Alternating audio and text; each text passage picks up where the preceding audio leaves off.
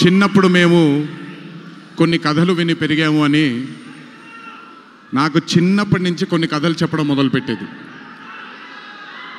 అప్పుడు అర్థమయ్యేది కాదు, ఓహో ఇదేంటి, ఇది ఎప్పటికైనా ఇది నిజంగా జరుగుంటుందా, ఈ కథ నిజమేనా కాదా, ఇలాంటి ఎన్నో డౌట్లు నాకు.